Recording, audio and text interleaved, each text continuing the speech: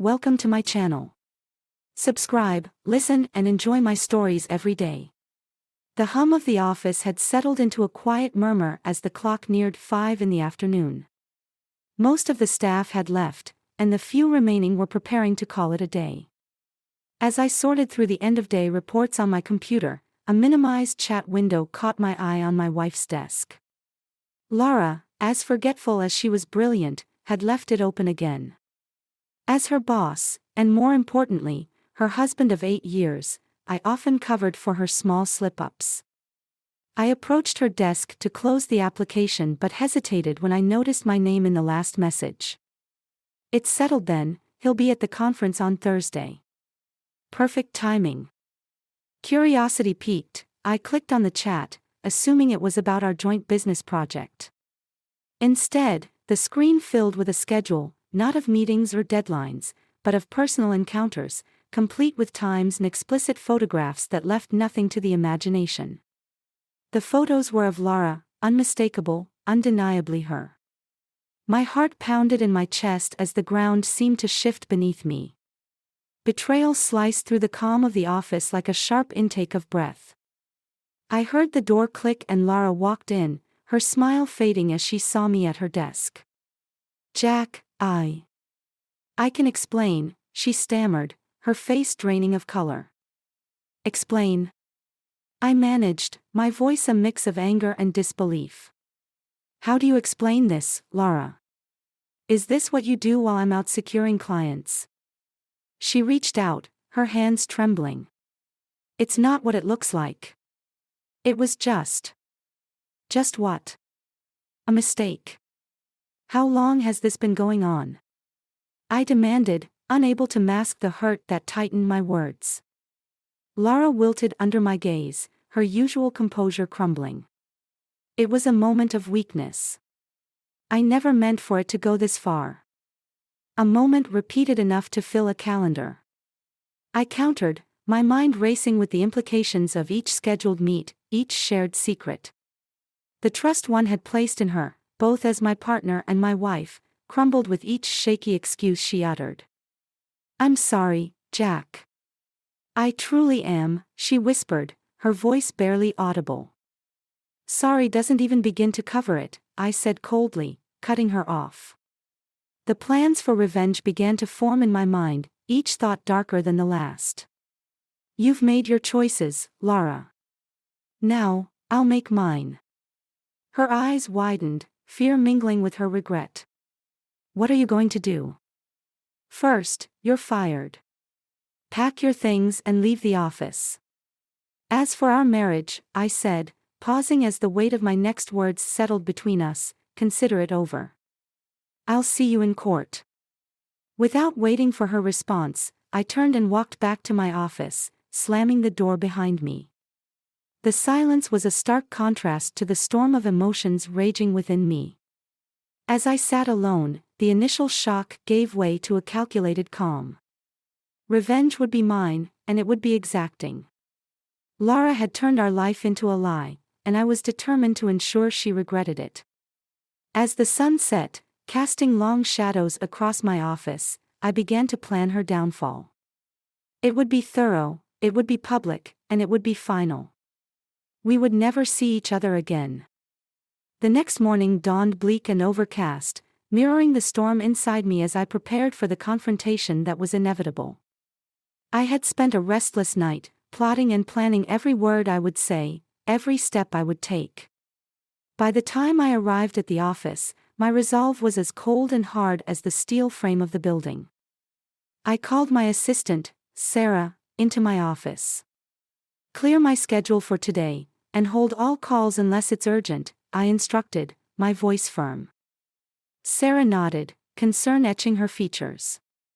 "Is everything all right, Jack?" I managed a tight smile. "Just some personal matters to attend to." "Thanks, Sarah." As she left, my phone buzzed, an unknown number. I answered with a cautious, "Hello. Jack. It's Max Holder." The voice was nervous, hesitant. Max was one of my closest friends and also a freelance photographer who occasionally worked for our company. My heart sank further. If Max was involved, this betrayal was deeper than I had feared. "Max, what can I do for you?" I asked, bracing myself. "There's something you need to know," Max began, pausing for a moment. "It's about Lara and me. I think we should meet." 20 minutes later, we sat across from each other in a quiet corner of a nearby cafe. Max looked miserable, guilt written all over his face. "Jack, I'm so sorry," he started, his voice a low whisper. "It was never meant to hurt you. Lara and it just happened." "Just happened?" I echoed, my anger simmering. "How long, Max?" 6 months, he admitted, avoiding my eyes. "It started as a one-time thing. But it didn't stop. 6 months of lies.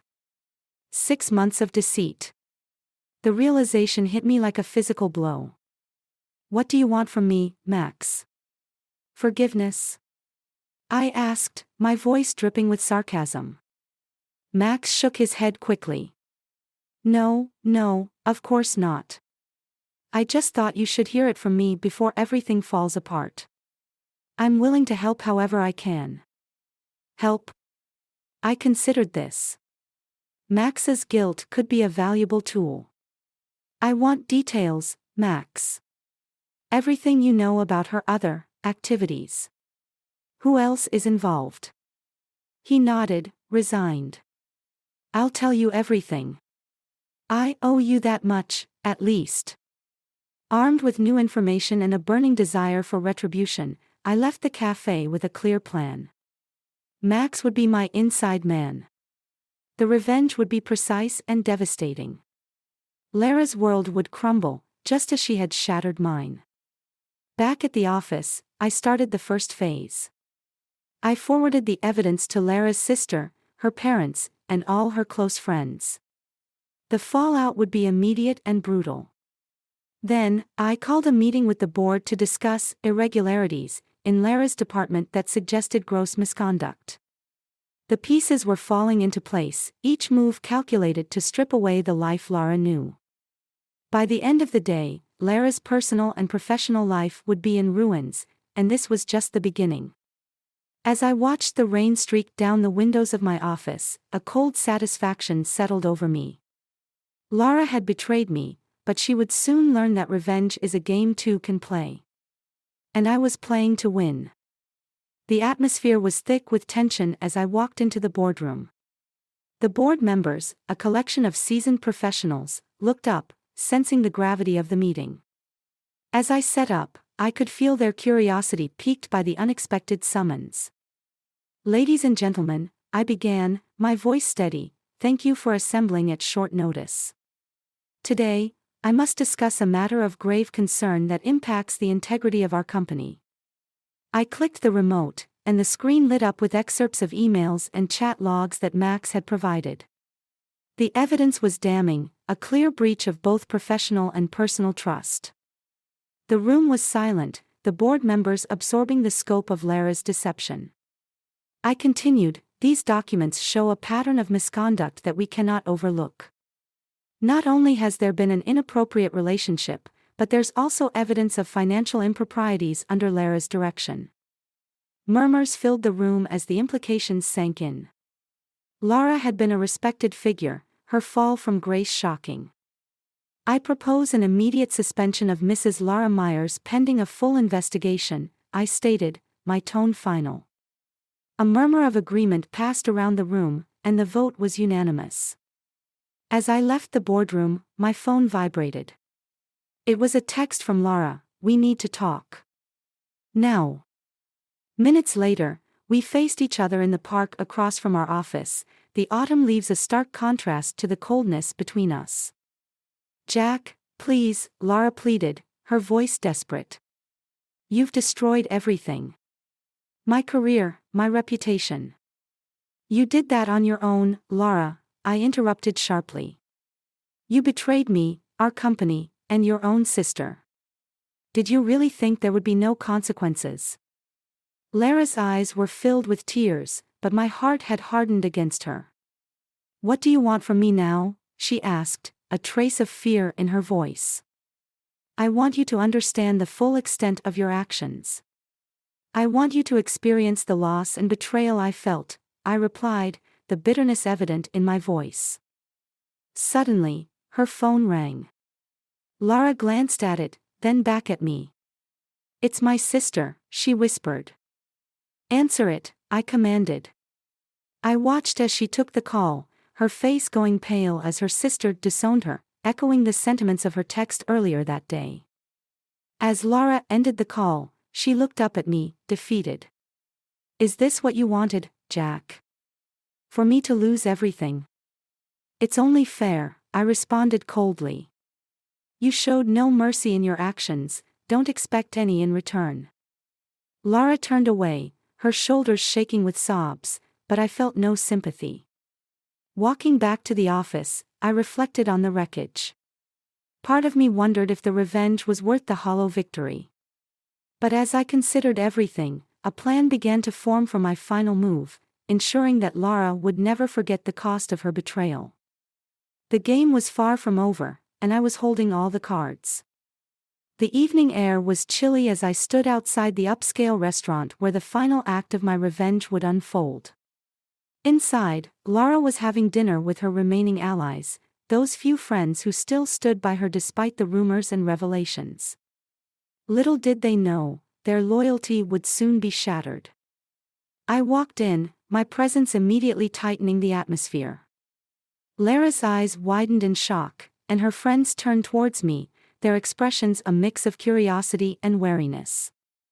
Jack, what are you doing here? Lara asked, her voice trembling slightly. I thought it's time everyone knew the whole truth, I replied, my voice calm but carrying a sharp edge. I held up a folder, the contents of which I had meticulously prepared. It contained not just evidence of Lara's infidelities and professional misconduct, but also falsified documents that hinted at much darker deeds. As I spread the documents on the table, Lara's friends picked them up, their eyes widening in horror as they read. Lara, are these true? One of them asked, disbelief etched on her face. No, they can't be, Lara stammered, but her voice was hollow, her usual convincing tone absent. She looked at me, her eyes pleading.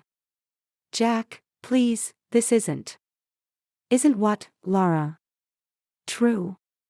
Just like your lies weren't true. I cut her off, turning to her friends. Ask her about the offshore accounts, the embezzled funds, the bribes. One friend, a man she'd known since college, stood up, his face contorted in anger. Is he telling the truth, Lara? Because this is sickening. Lara shook her head desperately. It's all lies. Jack's trying to destroy me.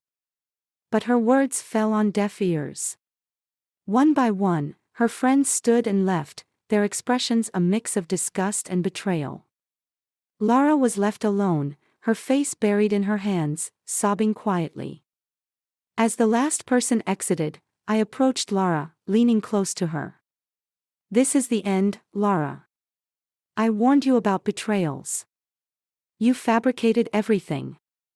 How could you? She whispered between sobs. Consider it a reflection of the deception you lived. Only, I crafted mine to expose you, I said coldly. You'll find that your accounts are frozen, your assets seized, and your reputation irreparable. And your little circle of friends? Gone.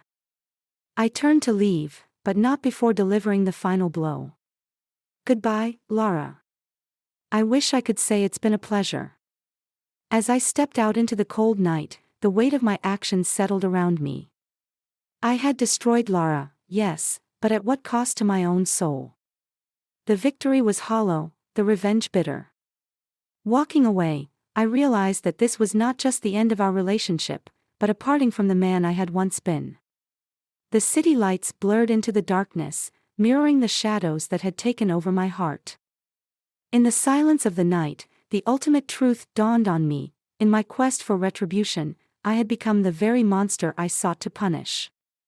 As I disappeared into the darkness, a new resolve formed. This was not just a farewell to Lara, but to my past self. The path forward was uncertain, but it would be one walked alone, away from the ruins of betrayal.